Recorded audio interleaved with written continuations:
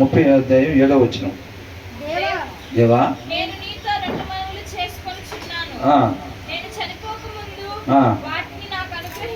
ఏమని అనుకుంటున్నాడు? దేవా నేను నీతో 2 మనవులు చేసుకుంటున్నాను ప్రభువా, నేను చనిపోక ముందు వాటిని నాకు అనుగ్రహించు ప్రభువా అని అంటున్నాడు అన్నమాట.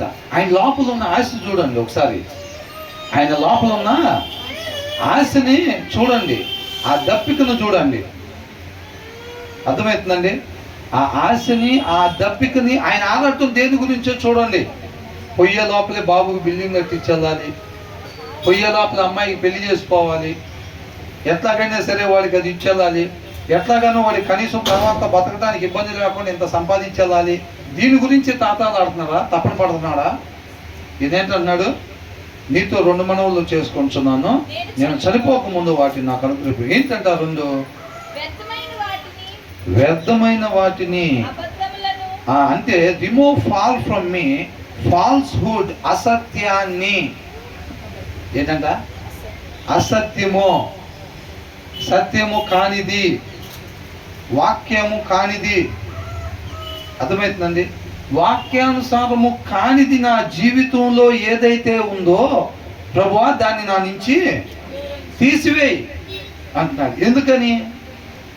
అలాంటి అసత్యం తనలో పెట్టుకొని మరణిస్తే రేపు ఎక్కడికి వెళ్తాడు? నిత్య నరకానికి వెళ్తాడు అన్నమాట. తండ్రికి ఇక శాశ్వతంగా దూరం అయిపోతాడు. కాబట్టి ఎలాగైనా పొయ్యే లోపల పిల్ల పెళ్లి చేసి వెళ్ళేటట్టుగా, పిల్ల పెళ్లి చూసి వెళ్ళేటట్టుగా, లేకపోతే అబ్బాయికి అది ఇచ్చేళ్ళేటట్టుగా, అబ్బాయికి కనీసం ఇంత సంపాదించి ఇచ్చేళ్ళేటట్టుగా, ఫలానాది చేసి వెళ్ళేటట్టుగా అని చెప్పి ఆయన తపన పడట్లేదు అన్నమాట. ఇలా ఒక తండ్రి, ఇలా ఒక తల్లి జీవిస్తున్నట్టయితే కనుక వాళ్ళ పిల్లలు ఏమి నేర్చుకుంటారండి? తల్లిదండ్రుల నుంచి నేర్చుకుంటారుగా పిల్లలు. వాళ్ళ పిల్లలు కూడా ఇది నేర్చుకుంటారా? నేర్చుకోరా? తప్పనిసరిగా నేర్చుకుంటారు అన్నమాట. పిల్లలను పెంచడం అంటే అది 3 పూట్ల తిండి పెట్టడం అను ఆత్మీయత గాలి గొప్పి పెట్టడం కాదు.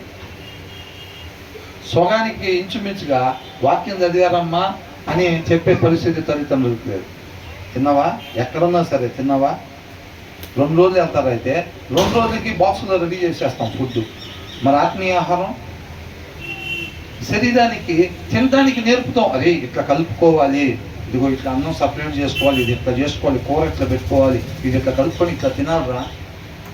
నేను నీ దగ్గర లేకపోయినా సరే నువ్వు స్కూల్లో అయినా బతుకుతావు, నువ్వు వేరే ఊరు పోయినా బతుకుతావు, తింటాం నేర్పుతాం. నువ్వు వాక్యం చదవటం నేర్పుతున్నావా? అదే నాన్న ఈ బుక్ సారాంశం ఇది, ఇది ఇట్లా చదవాలి, ఇది ఇట్లా దీని ఉద్దేశం ఇది అని చెప్పి చెప్తున్నావా? నేను లేకపోయినా బతుకుతావురా నువ్వు తర్వాత అన్న ఆశ ఉందా? అవసరమైతే శరీరానికి ఒక పూట ఆపండి, ఆత్మకు అశుభ్ర ఆహారం ఆపద్దు అంటుంది. అంటే ఏది ప్రాముఖ్యం? ఆత్మ ప్రాముఖ్యం. మరి ఎంతవరకు ఆత్మ గురించి ఆలోచిస్తున్నాం తల్లిదండ్రులుగా? పిల్లల ఆత్మీయ జీవితం గురించి ఆలోచిస్తున్నామండి. దాని గురించి చెక్ చేసుకోవాలి. ఫోకస్ ఆత్మ మీద ఉండాలి, ఫోకస్ ఆత్మ మీద ఉండాలి.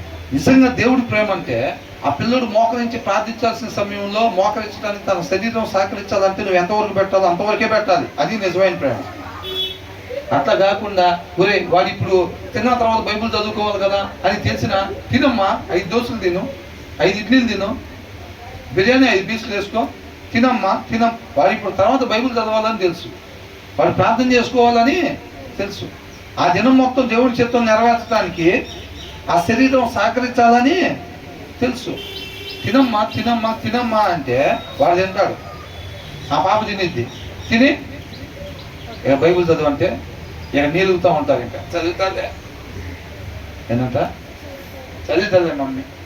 మాట మారిపోయిద్ది, ఆకారం మారిపోయిద్ది, చూపు మారిపోయిద్ది, అంతా మందగిచ్చిద్ది. ఒకవేళ వాళ్ళు బలవంతంగా అక్కడ కూర్చొని సరే మమ్మీ కావాల్సింది ఇప్పించింది, డాడీ కావాల్సింది ఇప్పించాడు, చదవకపోతే వాళ్ళ తర్వాత మళ్ళీ ఇప్పిరు కావాల్సినవి అని చెప్పి వాళ్ళు బైబిల్ ముందు పెట్టిన ఒక మొక్క కూడా వాళ్ళకి అర్థమవుతుంది. సారాంశం అక్కడే ఉంటుంది. ఒక అధ్యాయం చదువుకొని లేచిపోతాం. ఎందుకని? బాడీ సహకరించట్లా. ఎక్కడ జరిగింది పొరపాటు? యాజ్ ఏ తండ్రిగా, ఒక తల్లిగా నువ్వు చేసిన తప్పిదం వల్ల, నేను చేసిన తప్పిదం వల్ల పిల్లల భవిష్యత్తు అలాగా పాడైపోతూ ఉంది. అలా తీసుకొచ్చి కొదువు లేకుండా గోధుమ బిల్లు అట్లా కొదువు లేకుండా బియ్యం బస్తాలు, కొదువు లేకుండా స్నాక్స్ తీసుకొచ్చి పెట్టే బాధ్యత తండ్రిది. అవి పాడవక ముందే పిల్లల పొట్టలో దోసే బాధ్యత తల్లిది. అవునా? మరి ఆత్మ తెచ్చిన బైబిల్ సంగతి ఏంది? బస్తాలు బస్తాలు అయిపోతున్నాయి, బస్తాలు బస్తాలు గోధుమ పిండి ప్యాకెట్లు అవుతున్నాయి. బైబిల్ మాత్రం చిన్నప్పుడు కొనిపించింది, అట్టనాల కొన్ని ఇప్పుడు దాకా అంతే ఉంది. పిల్లడికి పెళ్లి వయసు వచ్చిందాక. ఎందుకని? ధ్యాస అంతా బంగారు పొట్ట మీదే, ఆ పొట్ట మీదే. నువ్వు ఎప్పుడైతే పొట్టకు పెడతావో పొట్ట చూడు, ఆత్మీయత చూడబాకాలి. జీవితంలో రాదది. మామిడికాయ విత్తనం వేస్తే ఏ చెట్టు వచ్చిందండి? మామిడికాయ చెట్టే వచ్చింది. నువ్వు శరీరానికి పెట్టి పాటలు పాడండి రా, చర్చిలో ప్రార్థన చేయండి రా. ఎక్కడి నుంచి వచ్చింది ప్రార్థన? నువ్వు నేర్పింది ఏంది? నువ్వు పెట్టింది శరీరానికి పెట్టావు. నువ్వు ఎక్స్పెక్ట్ చేసేదేమో ఆత్మీయంగా. పిల్లలు ప్రార్థన ఇవ్వాలి, పిల్లలకు పాటలు ఇవ్వాలి, పిల్లల వాక్యం చెప్పాలి, పిల్లల చేతి వేసి ప్రార్థన చేస్తే కుంటోళ్ళు వేసి నడవాలి. మీ అమ్మాయి అసలు మామూలు ఆత్మీయురాలు కాదు, వాళ్ళు అసలు మామూలు పరిస్థితులు కాదని చెప్పాలి. ఏది? శరీరానికి పెట్టి ఏం ఆశిస్తున్నాం? పిల్లల నుంచి ఆత్మీయంగా ఆశిస్తాం. నువ్వు శరీరానికి పెడితే శరీరం పెరుగుతూ ఉంటుంది చక్కగా, దానికి ఏం కొదువు ఉండదు. అవునా?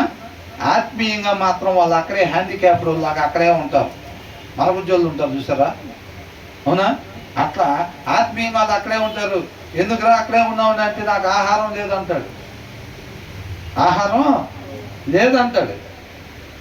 ఆహారం పెట్టాల్సిన బాధ్యత ఎవరిది? పిల్లల కోసం ప్రార్థన చేసేటప్పుడు ప్రభువా నీకు స్తోత్రం, హన్నా ప్రార్థన విన్నట్టు నా ప్రార్థన కూడా విన్నామంటావు. ఇక అంతటితో బాయ్ బాయ్. ఇక తర్వాత ఇంక ఆహారం పెట్టింది లేదు. ఇక సమయాలు బాలుడైన సమయాలు లాగా ఆత్మీయంగా మనల్ని ఎంత ఎదిగినా కానీ లోపల బాలులు లాగానే ఉంటారు. ఆత్మలు మాత్రం బాలులు లాగానే ఉంటాయి అన్నమాట. ఆత్మీయత బాలులు లాగానే ఉంటుంది. బయట శరీరం చూస్తే గులియాత లెక్కన అయిపోతారు. ఎందుకని? శరీరం, ఆ తండ్రి చూపు, ఆ తల్లి చూపు పిల్లల శరీరాల మీద ఉంది, ఆత్మల మీద లేదు. అర్థమవుతుందండి? శరీరాల మీద ఉంది కాబట్టి చక్కగా శరీరాలు పెరుగుతున్నాయి, ఆత్మ మీద లేదు కాబట్టి ఆత్మీయత లేకుండా పోయింది. అందుకని నేను పశుప్రాయుణ్ణి,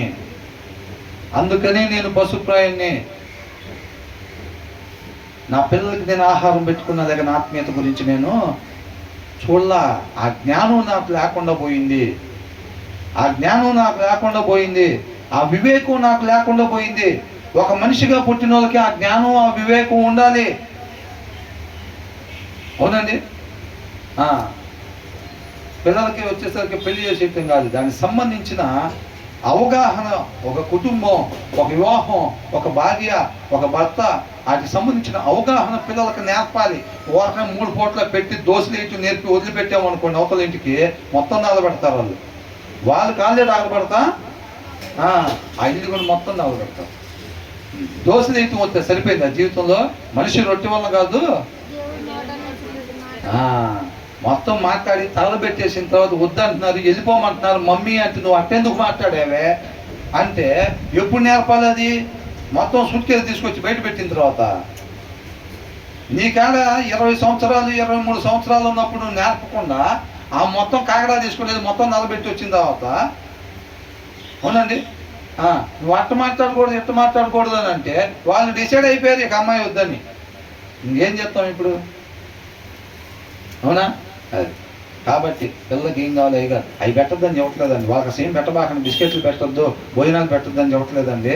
వాళ్ళకి శరీరానికి ఆత్మను అనుసరించడానికి ఆ శరీరానికి ఎంతవరకు కావాలో చూసుకోవాలి. పెరుగుతుందా లేదా పాప, బాగా ఎత్తవుతున్నారా, లావు అవుతున్నారా? ఇది కాకుండా వాళ్ళ జీవితం, వాళ్ళ ఆత్మీయ జీవితాలు ఎట్లా ఉన్నాయి, వాళ్ళ వాక్యం చదివేటప్పుడు ఎట్లా ఉంది, వాళ్ళ ఇష్టాలు ఏమై ఉన్నాయి, వాళ్ళ అభిప్రాయాలు ఏమై ఉన్నాయి. నీతో మాట్లాడుతున్నారు కదా, దాన్ని బట్టి వాళ్ళ ఇష్టాలు నీకు అర్థమవుతుందిగా. వాళ్ళ హృదయం ఎట్లా ఉంది అది తెలుసుకునే ప్రయత్నం చేయాలి. దీనికి కావాలంటే దేవుడి జ్ఞానం, దేవుడి వివేకం మనకి కావాలి. అది లేకపోతే అవి కనపడవు. ఎదుటి వాళ్ళ హృదయాల్లో ఉన్నవి మనకు కనపడాలని అంటే ఆ దేవుడి వివేకం, దేవుడి జ్ఞానం కావాలి. అర్థమవుతుందండి? అవి ఉన్నప్పుడు మనం చక్కగా పిల్లల్ని పెంచాల్సిన రీతిలో పెంచుతాము అని అంటున్నాడు. అందుకనే ఈయన భయం ఏంటంట? మరి ఆస్తి లేకుండా పోతానా, రోడ్డు మీద చచ్చిపోతానా, లేదా అక్కడ చచ్చిపోతానా, ఎక్కడ చచ్చిపోతానా అనేది కాదు. మొన్న పాస్టర్ గారు అంటున్నారు, ఇంత బతికి రోడ్డు మీద చచ్చిపోయేటట్టు చేయబాక. రోడ్డు మీద చచ్చిపోతే ఏమైంది? కాదండి, హాస్పిటల్లో మంచం మీద చచ్చిపోతే ఒకటి, రోడ్డు మీద చచ్చిపోతే ఒకటి, ఇంట్లో చచ్చిపోతే ఒకటి, అంతా ఏముందా? రోడ్డు మీద చచ్చిపోవడం పాపం అండి.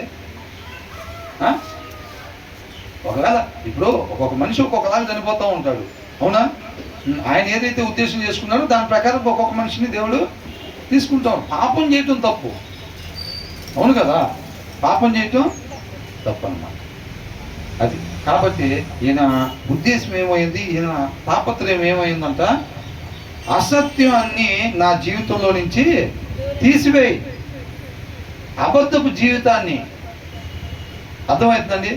ఒక మనిషిగా జీవించకూడదు నాలో ఏదైతే ఉందో దాన్ని నా నుంచి తీసేసేయి. నేను మరణించక ముందే నన్ను ఒక నిజమైన మనిషిలాగా తయారు చేయి అంటున్నాడు. అది కోరుకుంటున్నాడు. మనం చేసిన ఎప్పుడైనా ఈ ప్రార్థన? మరి మన ప్రార్థన ఏంటి అని చెప్పకూడదు బ్రదర్, చెప్పకూడదు బ్రదర్, బాగుండదు. మన ప్రార్థనలు ఏమై ఉన్నాయి? మనకెందుకు చెప్తున్నారండి ఇదంతా? ఇది ఎవరెవరికి చెప్తున్నారంట చూడండి. ఫస్ట్ వచ్చిన ఏమైనా ఉంది, యాకే కుమారుడైన ఆగూరు పలికిన మాటలు ఎవరితో పలుకుతున్నాడు?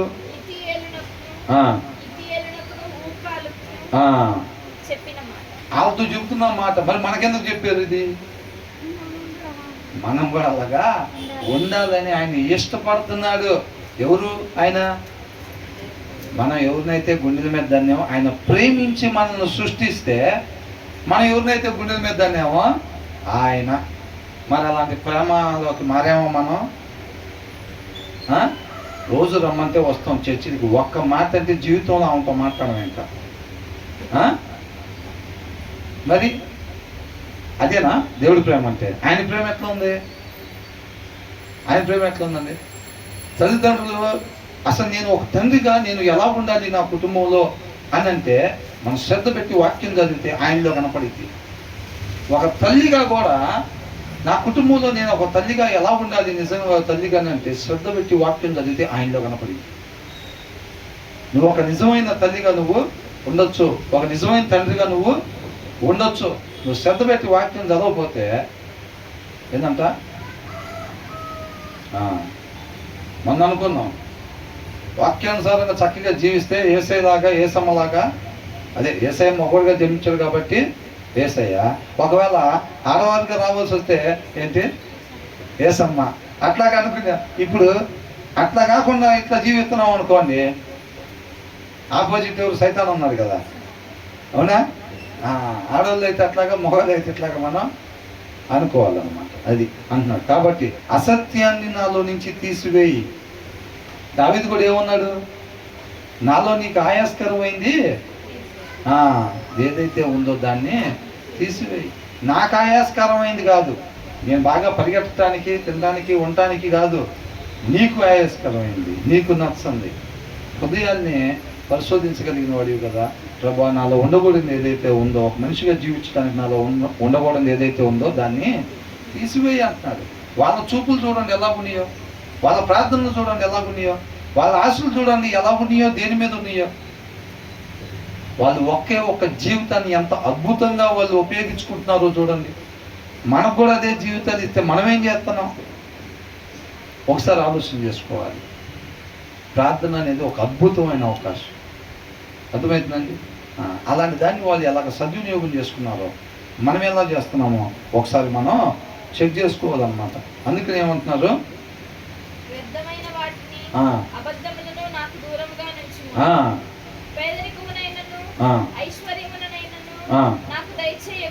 ఏం దయచేద్దా అంటున్నాడు? ప్రభా, నీ చిత్తం అయితే ఆ ఇల్లు. అప్పటికే 3 ఇళ్ళు ఉంటాయి. మన ప్రార్థనలు ఎట్టుంటే అప్పటికే 3 ఇళ్ళు కొని ఉంటాం. ఇంకొక ఇంటికి తీసుకొచ్చి అప్లికేషన్ పెడతాం, ఎవరో అమ్ముతానంటాడు, మన కాడ డబ్బులు ఉంటాయి, దానికి తీసుకెళ్ళి అప్లికేషన్ ఆయన పాదాల చెంత, నీ చిత్తం అయితే ఆ ఇల్లు దయచేయి. వాక్యం నిన్ను అడిగి చేయాలని ఏదైనా అక్కడ లేకపోతే అసలు నిన్ను అడిగేవాడిని కూడా కాదు, నిన్ను అడిగి చేయాలని ఉంది కాబట్టి నీ పాదాలు చెంత పెడతాం. అర్థమవుతుందండి? మన ప్రార్థనలు అట్లా ఉంటాయి అన్నమాట. ప్రభా, నీ చిత్తం అయితే ఆ కారు కూడా మరి పాత కారు అది కూడా ఉంచుకుంటా ప్రభు. పాత కారు ఏంటంట, అది కూడా ఉంచుకుంటాడంట. నీ చిత్తం అయితే ఇప్పుడు లేటెస్ట్గా వచ్చింది కదా, ఆ కారు కూడా దయచి. మన ప్రార్థన నీ ఉంది. ఉన్న వాళ్ళు అందరిలో కలిసి కాలనీలో నాకు సరిగ్గా తెలియదులే కానీ ఎవరెవరు బాగా డబ్బు ఉన్న వాళ్ళు ఉన్నారు, ఒక మంచి కోడని ఇంటికి, ఒక మంచి అల్లుని ఇంటికి అని మన ప్రార్థనలో ఇలా ఉంటాయి అన్నమాట. కాబట్టి ఏమంటున్నారు అక్కడ,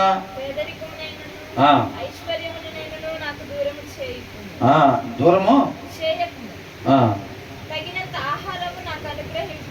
కాబట్టి ఇక్కడ ఏమంటున్నాడు, పేదరికాన్ని అయినా నాకు ఇవ్వబాకు. పేదరికాన్ని ఇస్తే ఏం చేస్తాడంట,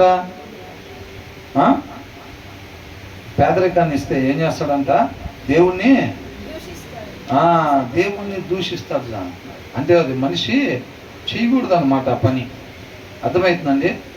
అందుకనే అంటున్నాడు, పేదరికమునైనను ఐశ్వర్యమునైనను నాకు దయచేయకము, తగినంత ఆహారం నాకు అనుగ్రహింపు. Feed me with the food that is needful for me. నాకు అవసరమైన ఆహారం పెట్టి నన్ను పోషించు ప్రభువా. మిగతా వాళ్ళంతా లగ్జరీలుగా కుడి పక్కన ఎడం పక్కన బతుకుతుంటే దేవుడు నాకు ఎంతవరకు అవసరమో అనిపించినప్పుడు సనగకుండా గొనగకుండా తృప్తిపడి ఆయన హృదయాన్ని ఎదిగి దాని ప్రకారంగా నడుచుకునే కృపను దయచేయమంటున్నాడు. అర్థమవుతుందండి. Feed me with the food that is needful. అవసరమైంది, నాకు అవసరమైనంత మట్టుకే అంటున్నాడు.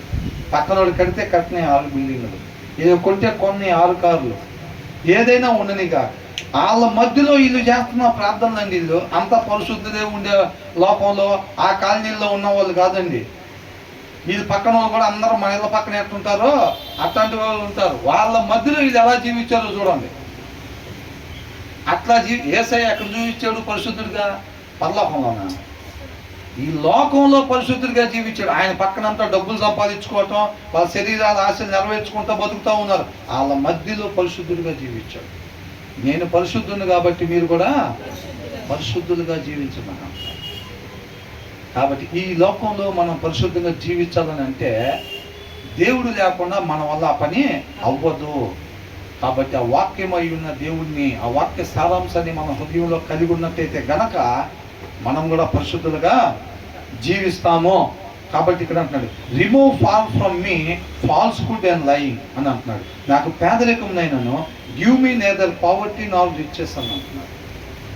నాకు పేదరికాన్ని, అవసరాన్ని కూడా సాలకుండా నాకు ఇవ్వక నేను నిన్ను దూషిస్తానేమో. ఒకవేళ నీ చేత సృష్టింపబడి, ఒక మనిషి నీ చేత సృష్టింపబడి నిన్ను అన్నటికీ కూడా దూషించకూడదు, అలాంటి చెయ్యకూడన పని నేను చేస్తానేమో ప్రభువా.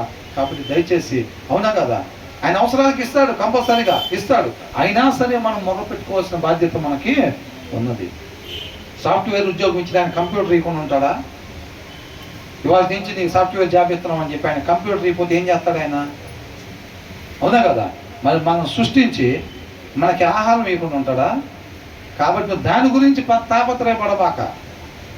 నువ్వు నా నీతిని, నా రాజ్యాన్ని వెతుకు. నువ్వు చేయాల్సిన పని అది. దీని సంగతి నేను చూసుకుంటా, అది విలువైంది. అర్థమవుతుందండి.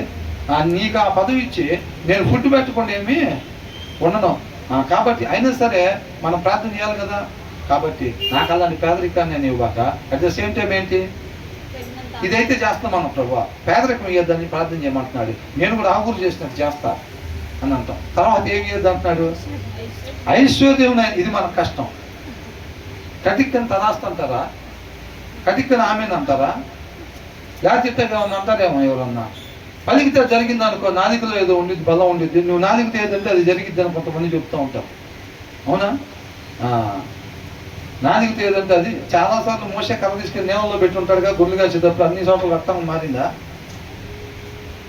ఆయన వాక్కులో ఉండిద్ది శక్తి, మోసే కర్రలో కాదు. అవునండి.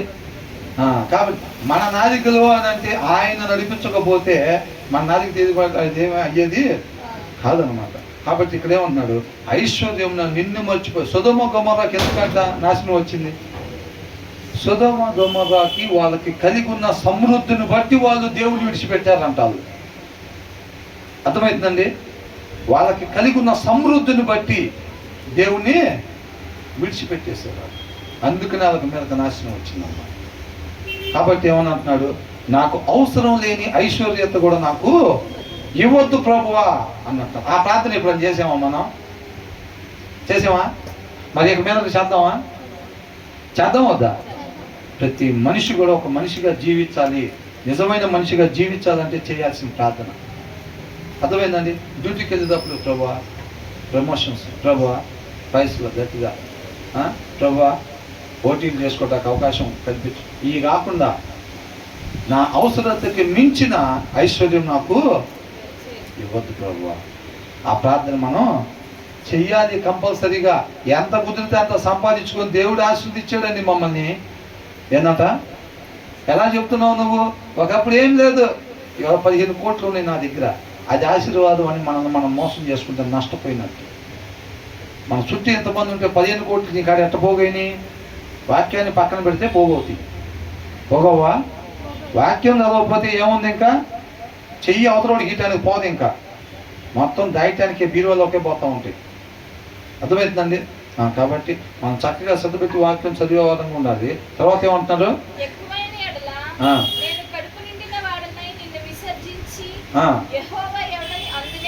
అప్పు ఏంటంట? చూసారా? ఎక్కువైతే ఏమైందో చూసారా? ఎవరా బాబు ఆగు, నేను అట్లా ఉన్నాడు.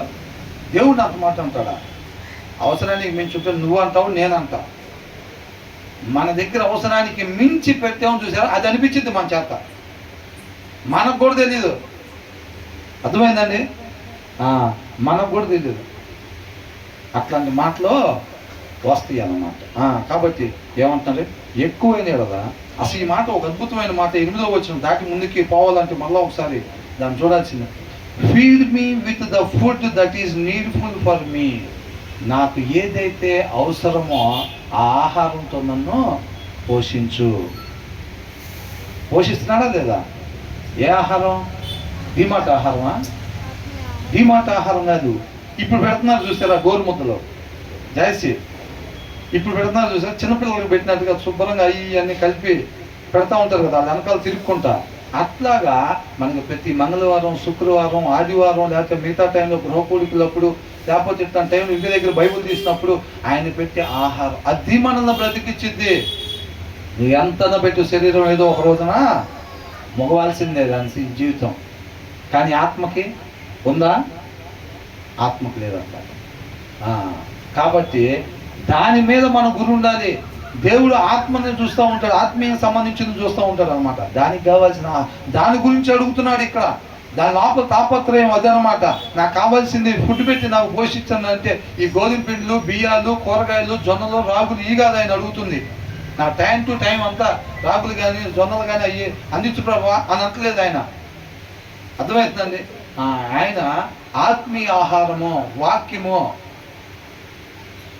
అర్థమైందండి? మన ఆత్మ అంతం వరకు రక్షణ కాపాడుకోవాలని అంటే నాకు కావాల్సిన ఆత్మీయ ఆహారాన్ని నాకు దయచేయి ప్రభువా అని అంటున్నాడు అనమాట. అర్థమవుతుందండి? తర్వాత ఏమంటున్నాడు? ఒకవేళ నాకు ఎక్కువ అయితే కనుక నేనేం చేస్తా? and deny you and say who is the Lord. ఆయన సృష్టిస్తే సృష్టింపబడ్డాం మనం. ఇక అంతకన్నా పెద్ద మాట ఏముండిద్దండి? హూ ఈజ్ ద లార్డ్, యెహోవా ఎవరు అని చెప్పేదానికన్నా ఒక సృష్టికర్త నీకు అట్లా అంటాం అంటే ఇక అంతకన్నా పెద్ద మాట ఏముండిద్ది? చూసారా? అవసరానికి మించి ఉంటే అది ఎంతటికి దారి తీసిద్దో అర్థమవుతుందండి. పిల్లల గురించి ప్రార్థన చేయాల్సి వస్తే ప్రభువా వాళ్ళ అవసరం నిమిత్తం ప్రార్థన చేస్తున్నాను, ఈ పాదాల చేత ఉంచుకుంటున్నా, ఇవాళ మేము ఉన్నా లేకపోయినా వాళ్ళ అవసరతల గురించి ప్రార్థిస్తున్నాం ప్రభువా అని చేయండి. తప్పేం లేదు, చేయాలి మనం ఆ ప్రార్థన. అవసరానికి మించి ₹1,00,000 మంచం మీద పడుకోబెట్టాం ప్రభువా. ఇప్పుడు కుదిరితే మేము పోయిన తర్వాత 2 లక్షల మీద కొనుక్కునేటట్టు తప్ప 50,000 మంచాలకి 30,000 మంచాలకి దిగదార్చబాదు ప్రభువా. అట్లాంటి పాపిష్టి ప్రార్థన మనం చేయకూడదు. అవునండి? అలాంటి పాపిష్టి ప్రార్థన మనం చేయకూడదు. కాబట్టి అనంట మనం అనుకుంటాం ఏమైందండి ₹1,00,000 ఎక్స్ట్రా ఉంటే మన కాడ ఏమైందండి, ఏమవుతుందా కనపడుతుందా? అది ఎట్లా నడిపిద్ది అంటే అట్లా నడిపిద్ది మనం. అది తర్వాత ఏమంటున్నారు?